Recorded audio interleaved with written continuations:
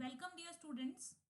I, Karnika Gupta, Assistant Professor in SNRL Jairam Girls College, Lohar Majra, Kurukshetra, is presenting this lecture, which is based on your subject Entrepreneurship Development. The topic that is being covered in this video is factors affecting success of a new business. So, these are the contents. First factors affecting success of a new business. So हम cover करेंगे internal factors and external factors.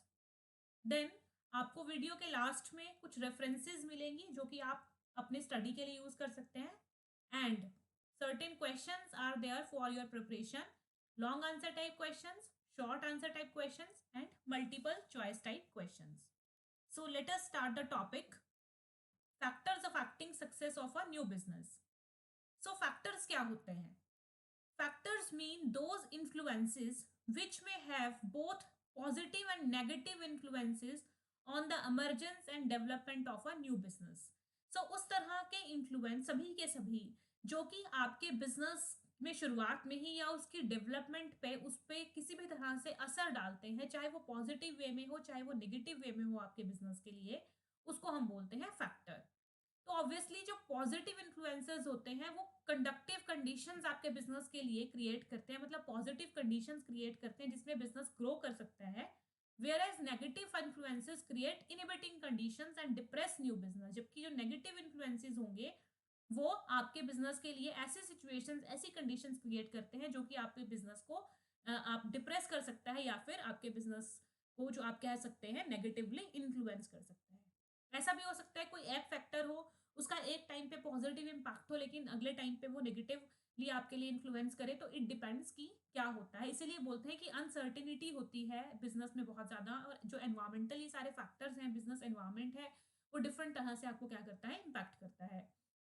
तो एक नए business की success के पीछे ये सारे फैक्टर्स हैं. अगर ये फैक्टर्स उसको पॉजिटिवली कंट्रीब्यूट करते हैं तो नया बिजनेस सक्सीड करता है, उसको अपॉर्चुनिटीज मिलती हैं, वो डेवलप करता है. लेकिन अगर नेगेटिवली उस फैक्टर जो फैक्टर्स हैं वो उस बिजनेस को इन्फ्लुएंस करते हैं तो बिजनेस जो है वो खत्म होने की कगार तक भी पहुंच सकता है. तो फैक्टर्स को बेसिकली हम दो पार्ट्स में कैटेगराइज करते हैं. फर्स्ट है इंटरनल फैक्टर्स एंड सेकंड है एक्सटर्नल फैक्टर्स. तो इंटरनल फैक्टर्स हम पढ़ेंगे लेकिन एक्सटर्नल फैक्टर्स को हम कुछ दूसरे टॉपिक से पॉइंट्स में कवर करेंगे, जैसे economic factors, social factors, psychological factors, political and legal factors and environmental factors. तो फर्स्टली कवर इंटरनल फैक्टर्स.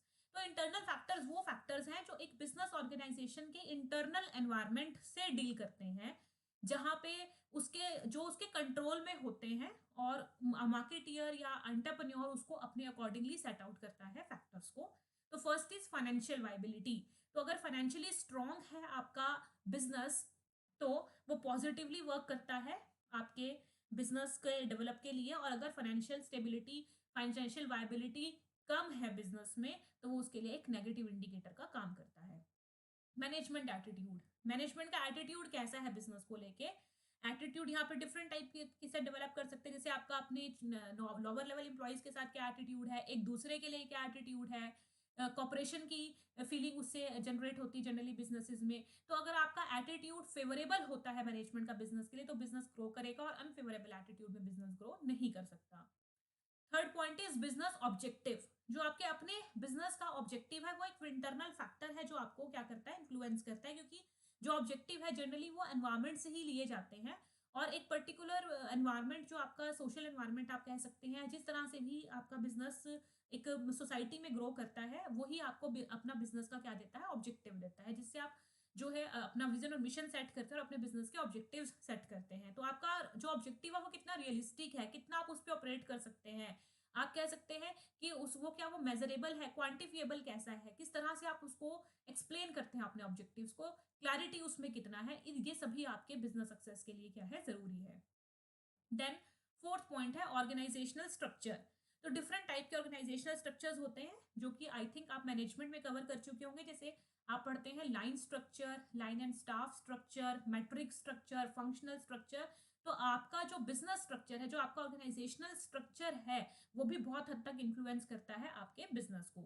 उसके बाद है वर्क कल्चर, किस तरह का कल्चर, वर्क कल्चर आपके ऑर्गेनाइजेशन में एस्टेब्लिश किया गया है, किस तरह से आप उसको एस्टेब्लिश कर पाते हो, कॉपरेशन कैसा है, कमिटमेंट कैसा है लोगों में काम करने का, एक दूसरे के लिए फीलिंग्स कैसी हैं, या आप कह सकते हैं आप दूसरे की इमोशंस को कितने बेटर तरीके से उस कल्चर में समझ पा रहे हैं, पीपल वर्क कैसे कर रहे हैं, डिफरेंट सब कल्चर्स और सब कल्चर्स के लोग जब मिलके वहां पे काम करते हैं तो वो कैसे वर्क करते हैं, ये सब आपके बिजनेस को पॉजिटिवली या नेगेटिवली क्या कर सकता है, इन्फ्लुएंस कर सकता है।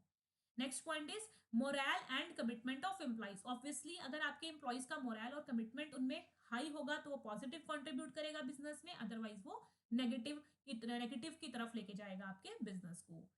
Then quality of internal communication, तो आपने पढ़ा है कम्युनिकेशन में या देखा होगा सुना होगा, इंटरनल कम्युनिकेशन बेसिकली कम्युनिकेशन, अगर यहाँ पे मैं आपको समझाने के लिए बात करूं तो वो डायरेक्ट भी हो सकता है, इनडायरेक्ट भी हो सकता है, और टॉप टू लोअर लेवल हो सकता है, लोअर टू टॉप लेवल भी हो सकता है। तो क्वालिटी ऑफ कम्युनिकेशन का मतलब कि जिस तरह की इंफॉर्मेशन आप अपने एम्प्लॉयज तक पहुंचाना चाहते हैं या एम्प्लॉयज जो है वो अपने मैनेजमेंट टॉप लेवल तक पहुंचाना चाहते हैं, उनका क्या क्वालिटी है और कैसी इंफॉर्मेशन वो स्प्रेड होती है वहां पर, जिस स्ट्रक्चर में र्यूमर ज्यादा होते हैं वहां पर आप कह सकते हैं एक प्रॉपर वे में काम नहीं हो पाता और वो कहीं हद तक नेगेटिव रूप में काम करता है एक नए बिजनेस के लिए। उसके बाद नेक्स्ट पॉइंट है ऑर्गेनाइजेशनल कंट्रोलिंग सिस्टम। एक तो इंपॉर्टेंट है एंटरप्रेन्योर्स का सेल्फ कंट्रोल, और दूसरा इंपॉर्टेंट है कि एंटरप्रेन्योर अपने एम्प्लॉयज को अपने बिजनेस की सिचुएशंस को कैसे कंट्रोल कर रहा है और अपने लिए कैसे पॉजिटिव बना रहा है। तो कंट्रोलिंग सिस्टम जो भी है आपका, वो भी आपका बहुत ज्यादा कंट्रीब्यूट करता है आपके बिजनेस की सक्सेस या फेलियर के लिए। उसके बाद है ऑर्गेनाइजेशनल कन्फ्लिक्ट्स। तो ऑब्वियसली जहां पर कन्फ्लिक्ट ज्यादा होते हैं, कोई भी टाइप के कन्फ्लिक्ट हो सकते हैं, गोल कन्फ्लिक्ट, रोल कन्फ्लिक्ट, वहां पर जो चांसेस होते हैं बिजनेस के फेलियर के वो क्या होते हैं, ज्यादा होते हैं, मतलब कन्फ्लिक्ट जो है वो नेगेटिवली कंट्रीब्यूट करते हैं बिजनेस में। उसके बाद रेजिस्टेंस टू चेंज। तो अगर ये फीलिंग है खुद एंटरप्रेन्योर में भी या फिर उसके एम्प्लॉयज में, मैनेजमेंट में, कि वो चेंज को लेके रेजिस्ट है, रिजिड है, तो वो बिजनेस ज्यादा टाइम तक ग्रो नहीं करता, क्योंकि चेंजेस जब कहते हैं परिवर्तन संसार का नियम है, तो आपको भी सिचुएशंस के अकॉर्डिंगली चेंज होना पड़ता है और बिजनेस प्रैक्टिसेस को चेंज करना पड़ता है। इसलिए अगर आपके पीपल या आप एज एंटरप्रेन्योर चेंज को लेके रेजिस्ट करते हैं, रिजिड है, तो वो भी एक नेगेटिव इन्फ्लुएंसर हो सकता है बिजनेस के लिए। तो आपको ओपन टू चेंज होना चाहिए। तो these are the internal factors जो आपकी बिजनेस की सक्सेस या फेल्योर के लिए रिस्पॉन्सिबल हो सकते हैं। उसके बाद हमने बात करनी है एक्सटर्नल फैक्टर्स की। तो एक्सटर्नल मतलब जो आपके अपने बिजनेस स्ट्रक्चर से बाहर के फैक्टर्स हैं, तो और आपके कंट्रोल में नहीं होते ये फैक्टर्स, इनके अकॉर्डिंग तो आपको ढलना ही ढलना पड़ेगा, अदरवाइज आपका फेल्योर जो है वो निश्चित है। तो इसमें सबसे पहले है इकोनॉमिक फैक्टर्स। इकोनॉमिक फैक्टर्स में तीन फैक्टर मेन इंपॉर्टेंट है, economic system, economic policies and economic conditions. तो जो इकोनॉमिक सिस्टम है पहला, तो आप सभी जानते हैं कि थ्री टाइप के इकोनॉमिक सिस्टम्स होते हैं, कैपिटलिज्म इकोनॉमी होती है, सोशलिज्म इकोनॉमी होती है और मिक्स्ड इकोनॉमी होती है। जैसे इंडिया एक मिक्स्ड इकोनॉमी है, तो बेसिकली जिस टाइप का आपका सिस्टम है उस टाइप के अकॉर्डिंगली ही बिजनेस ऑर्गेनाइजेशंस को, एंटरप्रेन्योर्स को वर्क करना पड़ता है, तो इसीलिए सिस्टम जो है वो आपको इन्फ्लुएंस करता है। Then comes economic policies. तो economic policies like monetary policy, physical policy, industrial licensing policy etcetera, बहुत सारी पॉलिसीज हैं जिनको आप इकोनॉमिक पॉलिसीज बोलते हो। ये पॉलिसीज मार्केट में मनी सप्लाई से डील करती है। जैसे फिजिकल पॉलिसी आप जो गवर्नमेंट एक्सपेंडिचर है या इनकम है उससे डील करती है, इंडस्ट्रीज के लिए पॉलिसीज बनाई जाती है। तो ये पॉलिसीज आपको कुछ रूल रेगुलेशंस से गवर्न करती है, जिसके अकॉर्डिंगली एक एंटरप्रेन्योर को वर्क करना पड़ता है। तो इकोनॉमिक पॉलिसीज जो है वो भी एक फैक्टर है जो आपको इन्फ्लुएंस करती है। उसके बाद है economic conditions. Economic conditions means कि आपका जो आपकी जो इकोनॉमी है या आपका जो मार्केट है जहां पे आप ऑपरेट कर रहे हैं, वर्क कर रहे हैं, जहां पे आपका प्लांट फैक्ट्री कुछ भी एस्टेब्लिश्ड है, वहां की कंडीशंस कैसी है, वहां की इकोनॉमिक कंडीशंस कैसी हैं। तो इकोनॉमिक कंडीशन में फर्स्ट पॉइंट आता है capital, that is availability of capital. तो कुछ जो एरियाज होते हैं, कुछ जो कंट्रीज होते हैं वो कैपिटल इंटेंसिव होती है और कुछ लेबर इंटेंसिव होती है। जैसे इंडिया एक लेबर इंटेंसिव कंट्री है, तो अवेलेबिलिटी ऑफ कैपिटल एक फर्स्ट इंस्टांस है। सेकंड है लेबर, कि वहां पे लेबर कितनी अवेलेबल है, अवेलेबिलिटी ऑफ लेबर कैसी है, चीप रेट्स पे अवेलेबल है, स्किल्ड लेबर है या नहीं, ये भी इकोनॉमिक कंडीशन का पार्ट है। Then availability of raw material. तो जो एरियाज, जो कंट्रीज रिच होती है नेचुरल रिसोर्सेज में, रॉ मटेरियल्स में, ऑब्वियसली वहां पे बिजनेसेस क्या करते हैं, ग्रो करते हैं, तो इकोनॉमिक कंडीशंस का पार्ट है। उसके बाद है मार्केट। तो इकोनॉमिक्स में आप पढ़ते हो कि बेसिकली जो मार्केट स्ट्रक्चर्स होते हैं वो होते हैं perfect competition, monopoly, monopolistic competition and oligopoly. तो बेसिक जो रियलिस्टिक सिचुएशंस हैं आपके बिजनेस की, वो जनरली मोनोपोलिस्टिक कॉम्पिटिशंस होती हैं और ओलिगोपोली होती है। तो आपका जो मार्केट कंडीशन है वो क्या है, उसके अकॉर्डिंग आपको डिसीजन लेने पड़ेंगे, इसलिए मार्केट जो है वो भी आपको इन्फ्लुएंस करती है। Last one is infrastructure. Infrastructure मतलब services like roadways, railways, airways, आपको ट्रांसपोर्टेशन फैसिलिटीज चाहिए, आपको वेयर हाउसिंग स्टोरेज फैसिलिटीज चाहिए, आपको अदर इंफॉर्मेशन टेक्नोलॉजी सर्विसेज चाहिए। तो ये सभी किस्म का पार्ट है इंफ्रास्ट्रक्चर का। तो आपकी इकोनॉमी में कितना अवेलेबल है, ये भी आपको कितना अवेलेबल है और कितना अपडेटेड है, ये भी आपको इम्पैक्ट करता है, आपके इकोनॉमिक फैक्टर का पार्ट है। तो 3 इकोनॉमिक फैक्टर है बेसिकली। इकोनॉमिक सिस्टम आपको इम्पैक्ट करते हैं, इकोनॉमिक पॉलिसीज आपको इम्पैक्ट करती हैं, इकोनॉमिक कंडीशंस आपको इम्पैक्ट करती हैं। Then comes social factors. तो सोशल फैक्टर्स दैट मीन्स जो जिसको सोशियोलॉजिकल फैक्टर्स भी बोलते हैं, रिलेटेड टू द सोसाइटी। तो ये कौन से फैक्टर्स हैं? बेसिकली एंटरप्रेन्योर जो है उससे डील करते हैं सारे के सारे फैक्टर्स, क्योंकि एंटरप्रेन्योर जिस सोसाइटी में वर्क कर रहा है या जिस सोसाइटी से वो आता है, उस सोसाइटी जो है वो उसको कुछ वैल्यू सिस्टम्स, कुछ नॉर्म्स देती हैं और उससे ब्रॉटअप होके वो कुछ स्ट्रक्चर्स अपने माइंड में बनाता है और बिजनेस को भी उसी वैल्यू सिस्टम्स के अकॉर्डिंग रन करता है। तो ये फैक्टर्स में फर्स्ट है caste. Caste of the caste, creed, ये सभी बहुत ज्यादा इंपॉर्टेंट रखते हैं कई सोसाइटीज में, लाइक इंडियन सोसाइटीज में, तो ये एक फैक्टर है। सेकेंड, फैमिली बैकग्राउंड कैसा है एंटरप्रेन्योर का। तो जो बिजनेस फैमिली से ऑलरेडी पीपल होते हैं, ज्यादातर बिजनेस माइंडेड होते हैं, या फिर कुछ लोग जो है उस चीज को एक्वायर भी कर सकते हैं।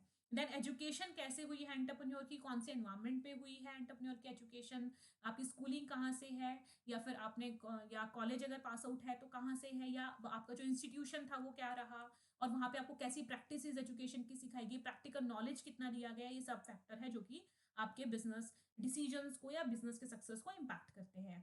Then attitude of societies. तो बहुत सारी चीज़ों के लिए सोसाइटी का जो एटीट्यूड है वो फेवरेबल या अनफेवरेबल हो सकता है। लाइक कई जैसे एक एटीट्यूड होता है कि आपको जॉब करनी चाहिए, बिजनेसेस नहीं करने चाहिए, या बिजनेसेस फेल भी हो सकते हैं, रिस्क ज्यादा है, कई सोसाइटीज ऐसा सोचती है। तो वहां पर जो ग्रो करने के चांसेस होते हैं बिजनेसेस के, वो क्या होते हैं, थोड़े कम होते हैं, क्योंकि वहां पे एटीट्यूड जो है सोसाइटी का वो क्या होता है, नेगेटिव होता है। Then cultural value. तो कल्चरल वैल्यू जो सोसाइटी की है और वो एंटरप्रेन्योर्स को भी मिली है, तो वो कल्चरल वैल्यूज जो है वो भी इम्पैक्ट करती है बिजनेस को। कल्चरल वैल्यूज डिफरेंसेस, कल्चर्स हो सकते हैं, सब कल्चर्स हो सकते हैं, लैंग्वेजेस हो सकती है। हम आप लोग ये वर्क कल्चर डाइवर्सिटी का टॉपिक आजकल बहुत चल रहा है, तो ये सभी चीजें जो है ये इम्पैक्ट करती हैं किसको, एक बिजनेस को, या फिर आप कह सकते हैं एंटरप्रेन्योर्स के डिसीजंस को, जिससे कि उसका बिजनेस सक्सेस कर सकता है या फेल्योर में जा सकता है। And last is generation gap. Generation gap stands for कि जो एंटरप्रेन्योर है वो जिस जनरेशन में है और उसके आने वाली जनरेशन या उसके बैकवर्ड जनरेशन, ऑब्वियसली उनमें क्या रहता है, गैप रहता है। गैप क्यों आता है? क्योंकि उनकी सोच में डिफरेंस हो जाता है, time to time changes, innovation आने के कारण। तो वो गैप कितना कम या कितना ज्यादा है, ये भी एक फैक्टर है जो कि बिजनेस को इम्पैक्ट करता है। Then comes psychological factors. तो ये सारे फैक्टर्स भी एंटरप्रेन्योर की पर्सनल साइकोलॉजी से डील करते हैं, तो इसलिए इनको पर्सनल फैक्टर भी हम बोल सकते हैं। First factor is need achievement. तो नीड अचीवमेंट जो थ्योरी है बेसिकली वो बोलती है कि 3 टाइप ऑफ पीपल होते हैं। एक होते हैं अचीवमेंट सीकर, एक होता है एफिलिएशन सीकर, एक होता है पावर सीकर्स। तो अगर आपके जो एंटरप्रेन्योर है वो अचीवमेंट सीकर्स हैं, तो वो अपने बिजनेसेस को हाइट्स तक लेकर जा सकते हैं, बिकॉज अचीवमेंट सीकर्स जो है वर्क क्लियर। उसके बाद है locus of control. Locus of control एक का मतलब क्या है कि आप जो अपने सिचुएशंस लाइफ में जो आपके साथ हैपन होता है उसका जो दारोमदार है वो किस पे डाल देते हो। तो बेसिकली 2 टाइप ऑफ पीपल होते हैं, 2 टाइप ऑफ इसके आप टाइप्स बोल सकते हैं लोकस ऑफ कंट्रोल के। एक होता है एक्सटर्नल लोकस ऑफ कंट्रोल और एक होता है internal locus of control. External locus of control में वो लोग आते हैं जिनके साथ जो हैपन हो रहा है लाइफ में वो इसको फेट को, भाग्य खराब था इसलिए ऐसा हो गया, डेस्टिनी पे डाल देते हैं। लेकिन इंटरनल लोकस ऑफ कंट्रोल में वो लोग होते हैं जो कि सोचते हैं कि मेरी वजह से ये हुआ है, या फिर ये रीजन इसका कुछ ये हो सकता है। वो दूसरों पे इसका जो है ना आप बर्डन नहीं डालते जो उनके साथ गलत या सही हुआ है। तो जो अच्छे एंटरप्रेन्योर्स होते हैं वो जनरली कौन से होते हैं, internally locus of control people होते हैं। उसके बाद है विलिंगनेस टू टेक रिस्क। तो ये भी साइकोलॉजिकल फैक्टर है। एंटरप्रेन्योर जितना बोलते हैं जितना ज्यादा आप रिस्क ले सकते हो उतना ज्यादा आप सक्सेस में जाते हो, लेकिन रिस्क कैलकुलेटेड होना चाहिए obviously. But willingness to take risk पहली चीज है जो होनी चाहिए किसमें, एंटरप्रेन्योर में, जिसके थ्रू उसको सक्सेस मिल सकती है। Then tolerance. तो टॉलरेंस होनी चाहिए एक एंटरप्रेन्योर की एम्बिग्विटी को लेके भी और फेल्योर को लेके भी। ये जब हमने कैरेक्टरिस्टिक्स डिस्कस करी थी वहां पर भी डिस्कस करा था, तो ये भी एक फैक्टर है। देन प्रोएक्टिविज्म, प्रोएक्टिविज्म मतलब जो आपका एंटरप्रेन्योर है वो कितना किसी सिचुएशन से कोप अप करने के लिए, डील करने के लिए, और इंस्टेंटली कोई सिचुएशन आती है और वो कैसे डिसीजन लेता है उसके बारे में, उसको बोलते हैं प्रोएक्टिविज्म। तो जो इमिडिएटली डिसीजन मेकिंग और जो इस तरह से काम कर सकता है, एक्टिवली डिसीजन ले सकता है सिचुएशन के बारे में, वो पर्सन, वो एंटरप्रेन्योर जो है वो क्या बनता है, सक्सेसफुल बनता है और अपने बिजनेस को भी हाइट्स तक लेके जाता है। Then self confidence, self confidence is must. Self confidence and self motivation, two things, two both are must. तो अगर आपका जो एंटरप्रेन्योर है वो कॉन्फिडेंट पीपल है तो इसका मतलब वो अपने बिजनेस को हाइट्स तक लेके जा सकता है, क्योंकि वो कॉन्फिडेंस के साथ वर्क करता है। और जब आप कॉन्फिडेंस के साथ, हार्ड वर्क के साथ वर्क करते हो तो आप फेल्योर के बाद भी कमिटेड रहते हो, डेडिकेटेड रहते हो और अपनी बिजनेस को हाइट्स तक लेके जाते हो। उसके बाद है सेल्फ क्रिटिकल।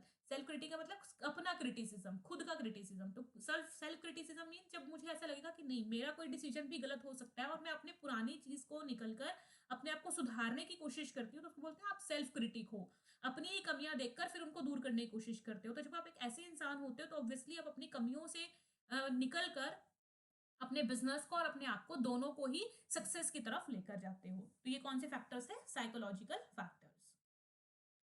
उसके बाद हम बात करते हैं पॉलिटिकल एंड लीगल फैक्टर्स की। तो ये वाले कौन से फैक्टर्स हैं, पॉलिटिकल स्टेबिलिटी और इंस्टेबिलिटी। तो ऑब्वियसली बात है, अगर आपकी इकोनॉमी में पॉलिटिकल पॉइंट ऑफ व्यू से स्टेबिलिटी रहती है तो वो आपके लिए फेवरेबल पॉइंट हो सकता है, और अगर पॉलिटिकल इंस्टेबिलिटी है इकोनॉमी में तो ये अनफेवरेबल है बिजनेस के लिए, इससे बिजनेस फेल्योर में भी जा सकता है। उसके बाद है पॉलिटिकल प्रोटेस्ट एंड स्ट्राइक्स। तो जहां पर इकोनॉमी में या मार्केट्स में जहां पर बिजनेस है वहां पर ज्यादातर प्रोटेस्ट और स्ट्राइक्स होती हैं पॉलिटिकल, तो वहां वो बिजनेस के लिए क्या काम करता है, क्योंकि ज्यादा फिर उस केस में फैक्ट्रीज में काम नहीं होगा, कुछ दिनों के लिए बंद हो जाएगा, प्रोडक्शन रुक जाएगी या आपको सप्लाई नहीं मिल रही है, बहुत सारी चीजें इस पे डिपेंड करती हैं। इसीलिए फिर ये एक नेगेटिव इन्फ्लुएंसर की तरह काम करता है बिजनेस के लिए। देन ट्रेड प्रैक्टिसेस, आपके इकोनॉमी में या जहाँ जो आपकी मार्केट है वहां पर ट्रेड प्रैक्टिसेस जो हैं, उस वो कस्टम्स जो है वहां पे, कन्वेंशन जो है ट्रेड की काम करने की, वो किस तरह से हैं, ये भी आपके फैक्टर है एक जो आपके बिजनेस को इन्फ्लुएंस करता है। और मोस्टली जो सोसाइटी की ट्रेड प्रैक्टिसेस होती है उसके अकॉर्डिंगली ही बिजनेसमैन को वर्क करना पड़ता है, ढालना पड़ता है अपने आप को। तो अगर आप ढालते हो अपने आप को उसके अकॉर्डिंग तो आप सक्सेस की तरफ जा सकते हो। उस पर टैक्स लॉज, तो टैक्स लॉ बहुत से ऐसे होते हैं जो फेवरेबल भी हो सकते हैं और जो अनफेवरेबल भी हो सकते हैं। तो इट डिपेंड्स कि एक बिजनेस के ऊपर उनका कैसा इंपैक्ट पड़ता है। तो टैक्सेशन लॉज जो है, जो कि आपको लीगल एनवायरमेंट जो है वो देता है, और ये लॉज भी आपके बिजनेस को पॉजिटिवली या नेगेटिवली इन्फ्लुएंस कर सकते हैं। उसके बाद है एक्सपोर्ट एंड इम्पोर्ट रिस्ट्रिक्शंस।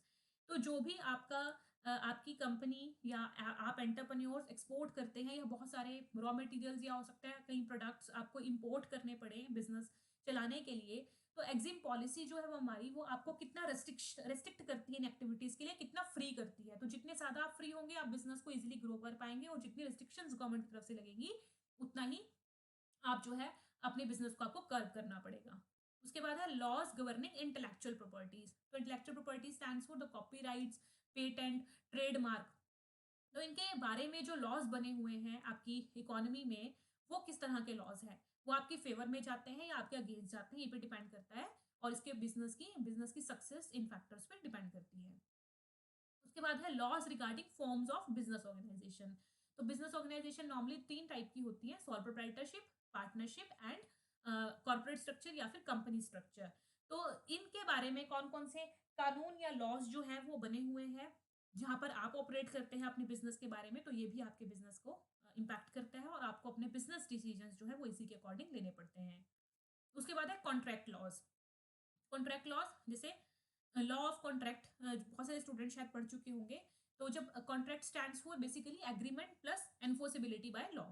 तो कई बार दो दो पार्टीज आपस में जब कुछ कॉन्ट्रैक्ट करती हैं, एग्रीमेंट्स करती हैं और उसके रिगार्डिंग पे आप ऑपरेट करते हो, तो बिजनेस में तो ये पॉसिबल होता ही है कि आपको किसी दूसरी पार्टी के साथ ऑपरेट करना है और दोनों में कुछ कॉन्ट्रैक्ट होता है, उसके अकॉर्डिंगली फिर आप आगे एक्ट करते हो। तो इसके जो लॉज बने हुए हैं गवर्नमेंट की तरफ से वो कैसे हैं। और उसके बाद है अदर एक्ट्स भी बहुत सारे हो सकते हैं जो आपको लीगल एनवायरमेंट से मिलते हैं। जैसे इंडिया में एनवायरमेंट प्रोटेक्शन एक्ट है, और आपके कंज्यूमर प्रोटेक्शन एक्ट है, और भी वाटर पोल्यूशन या उससे रिलेटेड बहुत सारे एक्ट है, पोल्यूशन से रिलेटेड एक्ट है। ठीक है। और भी बहुत सारे जो एक्ट्स हैं वो आप देखते हैं कि ऑपरेट करते हैं, जैसे सेल ऑफ गुड्स एक्ट है। तो ये सारे जो एक्ट है वो सभी के सभी भी आपके, क्योंकि उस पे जो रूल रेगुलेशंस बने हुए हैं उन एक्ट्स में जो आपको बताया गया है कि आपको किस तरह से काम करना है, किस तरह से ऑपरेट करना है, आपको उसी के अकॉर्डिंगली अपने डिसीजन लेने पड़ते हैं एज एन एंटरप्रेन्योर। तो ये सभी फैक्टर्स जो हैं वो आपको एज अ बिजनेसमैन क्या करते हैं, इम्पैक्ट करते हैं। देन नेक्स्ट कौन से फैक्टर्स हैं, एनवायरमेंट फैक्टर्स, एनवायरमेंटल फैक्टर्स। तो कुछ फैक्टर्स जो कि ऐसे फैक्टर्स थे जो किसी इकोनॉमिक एक्स्ट्रा कैटेगरीज में नहीं थे, लेकिन फिर भी एक आपके ऐसे एनवायरमेंट का पार्ट है जो कि आपको इम्पैक्ट करता है। उन सभी को लिखा गया है किस फैक्टर्स में, एनवायरमेंट फैक्टर्स में। तो इसमें फर्स्ट फैक्टर है the conditions and behaviour at work. जो भी आपके वर्क प्लेस है, जो आपने ही बनाया है या फिर लोगों के काम करने की वजह से बना है आपके ऑर्गेनाइजेशन में, वहां पर कंडीशंस क्या है वर्क करने की, लोगों का बिहेवियर कैसा है, ये भी एक फैक्टर है जो कि आपको पॉजिटिव या नेगेटिवली आपके बिजनेस को इन्फ्लुएंस करता है। Then availability of technically skilled labour force. हमने इकोनॉमिक पॉइंट में पढ़ा था ये कि लेबर का होना, लेबर इंटेंसिव इकोनॉमी होना अलग चीज है, लेकिन स्किल्ड लेबर अवेलेबल होना, टेक्निकली स्किल्ड लेबर अवेलेबल होना अलग चीज है। तो वो अगर अवेलेबल है तो एक पॉजिटिव पॉइंट है आपके लिए, फेवरेबल है, और नहीं है तो फिर नेगेटिव पॉइंट है। उसके बाद नेक्स्ट पॉइंट है accessibility of suppliers and customers. आप अब कितनी जल्दी आपको अपने सप्लायर्स मिल सकते हैं, यानी कि मार्केट में सप्लायर्स अवेलेबल है और आपके कस्टमर्स इजीली अवेलेबल है, या इजी अवेलेबिलिटी है प्रोडक्ट्स की कस्टमर को, तो वो भी आपके लिए पॉजिटिव पॉइंट हो सकता है। देन सपोर्टिंग सर्विसेज, जितने भी बिजनेस के चलाने के लिए आपको सपोर्टिंग सर्विसेज चाहिए, जैसे बैंकिंग, इंश्योरेंस या axillary storage facilities, transportation facilities, वो कितना अवेलेबल है, ये भी एक फैक्टर हो सकता है जो कि आपको इम्पैक्ट करता है। Then living conditions, living conditions बहुत सारी फैक्टर, एक फैक्टर हो सकता है और बहुत सारी सिचुएशंस इसमें आप कंसिडर कर सकते हो। लिविंग कंडीशन स्टैंड्स फॉर जैसे पोल्यूशन लेवल कितना है जहाँ पे आप वर्क करते हो उधर एरिया का, या जो भी पढ़ेंगे भी हम ज्योग्राफिकल फैक्टर्स में आगे स्टडी करेंगे, या वहाँ पर डेंसिटी ऑफ पॉपुलेशन कैसा है, बहुत सारी सिचुएशंस जो हैं उसको आप लिविंग कंडीशंस में डाल सकते हो। उसके बाद है एक्लीरेशन ऑफ टेक्नोलॉजी, जो आपकी मार्केट है वहाँ पर कितना जल्दी एक टेक्निक, एक इन्वेंशन पुरानी हो जाती है और कितनी जल्दी नई नई टेक्निक से आप जो अपडेशन है वो मार्केट में हो रहा है, उसको बोलते हैं एक्लीरेशन ऑफ टेक्नोलॉजी। तो जितना जल्दी टेक्नोलॉजी ग्रो कर रही है आपकी मार्केट में, आपको भी उतनी स्पीड से ग्रो करना पड़ेगा ना, अदरवाइज आपका बिजनेस फेल्योर जो है वो सर्टेन है। उसके बाद है कॉम्पिटिटर्स। कॉम्पिटिटर्स कैसे हैं, डायरेक्ट है, इनडायरेक्ट कॉम्पिटिटर्स हैं, फिर आपके बीच में कंपटीशन कैसा है और आपका अपने कॉम्पिटिटर से कॉम्पिटिटिव एडवांटेज कैसा है, इट डिपेंड्स। ठीक है, तो ये जो है पॉजिटिव नेगेटिवली दोनों तरह से आपको इन्फ्लुएंस कर सकता है। देन मार्केट इंटरमीडियरीज, तो जो भी एजेंट्स होते हैं, होलसेलर्स, रिटेलर्स होते हैं, डिस्ट्रीब्यूटर्स होते हैं, उनको आप इंटरमीडियरीज बोलते हो, और ये इंटरमीडियरीज हर मार्केट में अवेलेबल होते हैं, लेकिन किस लेवल तक अवेलेबल है पर्टिकुलर मार्केट में और आपको कितनी रिक्वायरमेंट है, किस तरह के लोग आपको मिल रहे हैं एज डिस्ट्रीब्यूटर्स, ये भी पॉजिटिवली नेगेटिवली आपके बिजनेस को इम्पैक्ट कर सकता है। देन इंडस्ट्रियल रिलेशन, तो हमारे पास तो पूरा एक्ट बना हुआ है, industrial relation act. Industrial relation act particularly अगर मोटी सी बात करी जाए तो ये लेबर जो है, एम्प्लॉयज जो है और जो एम्प्लॉयर्स हैं, जो मैनेजमेंट है, उनके बीच में जो रिलेशंस है उनको लेके वर्क करता है। तो अगर उनके बीच में जो सब कुछ आप कहेंगे स्मूथ है, पीसफुल है, तो इजीली वर्क होगा। लेकिन अगर दोनों के माइंड में एक दूसरे को लेके ये है कि टॉप लेवल को लेके लेबर के मन में, या लेबर को लेके टॉप लेवल के मन में, आप कह सकते हैं माइंडसेट जो है उनका डिफरेंट है, नेगेटिव है, तो फिर वो बिजनेस को भी नेगेटिवली इम्पैक्ट करेगा। Then availability of natural resources, तो जो एरियाज नेचुरल रिसोर्सेज में हाई होते हैं वहाँ पर उस पर्टिकुलर एस्पेक्ट पे ही बिजनेस काम करना चाहता है, और ये पॉजिटिव इन्फ्लुएंसर है अगर आपका एरिया में अवेलेबिलिटी है नेचुरल रिसोर्सेज की, अगर नहीं है तो नेगेटिवली आपको इन्फ्लुएंस कर सकता है। देन ज्योग्राफिक कंडीशंस, तो क्लाइमेट कैसा है, वेदर कैसा है, पोल्यूशन लेवल कैसा है, टोपोग्राफिकल फैक्टर्स जो बहुत सारे सारे ज्योग्राफी का पार्ट होते हैं, ये भी आपके बिजनेस को नेगेटिवली या पॉजिटिवली किसी भी वे में इम्पैक्ट कर सकते हैं। तो ये थे फैक्टर्स जो कि नए बिजनेस की सक्सेस को इम्पैक्ट करते हैं।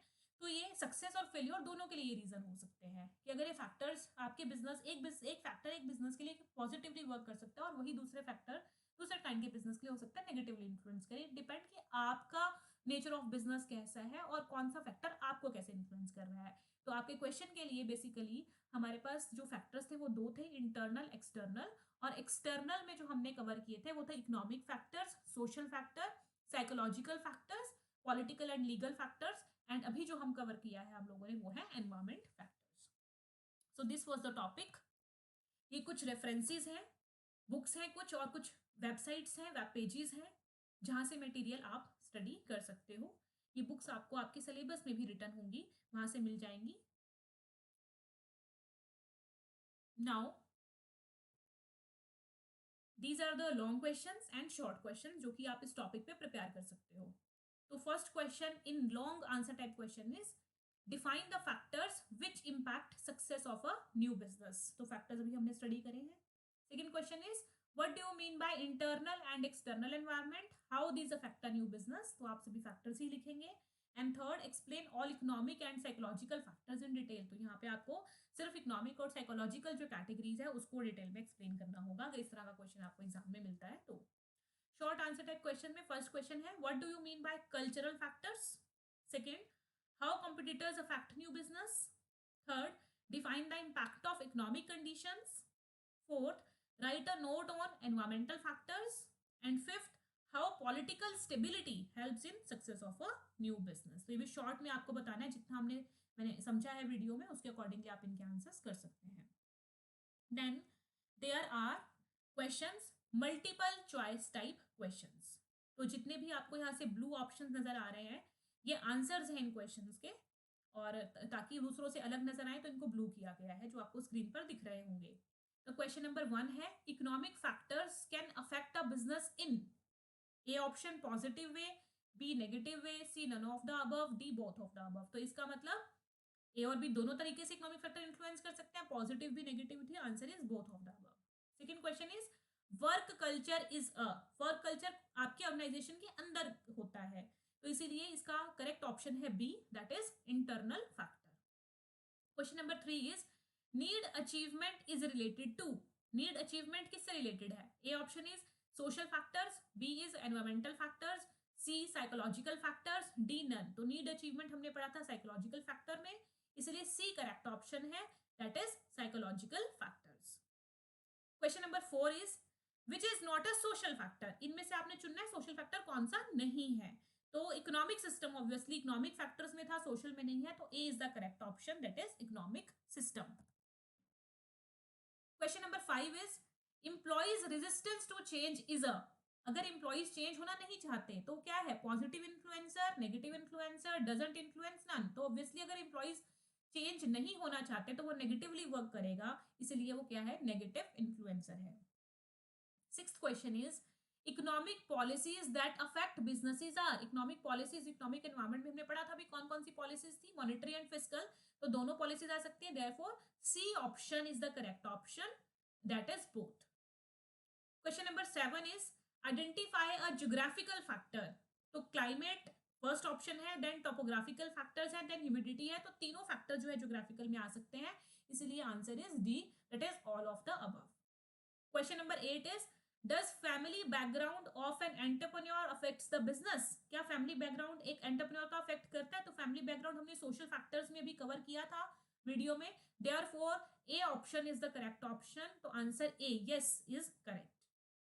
Question number 9 is which is a type of locus of control. तो लोकस ऑफ कंट्रोल हमने साइकोलॉजिकल फैक्टर्स में पढ़ा था अभी, और उसके दो पार्ट थे, internal and external. So C is the correct option, that is both.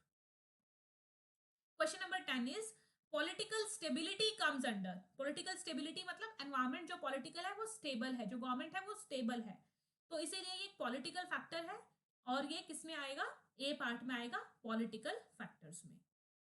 तो ये आपके क्वेश्चंस थे जो कि आप प्रिपेयर कर सकते हो, और हमने टॉपिक कवर किया जिसमें हमने इंटरनल और एक्सटर्नल दोनों फैक्टर्स कवर किए। So thank you students, and a very good luck to all of you.